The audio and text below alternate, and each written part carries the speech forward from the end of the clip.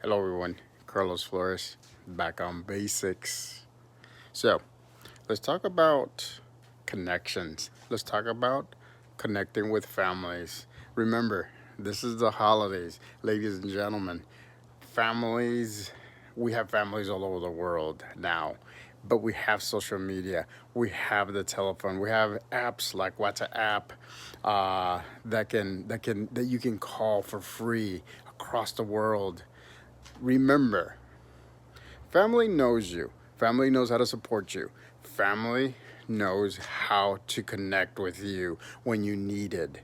So you need to connect with your family because what it does is it actually balances you and motivates you. It balances your mind, your body, and your emotions because they know how and when you get motivated because they've been with you most of your life.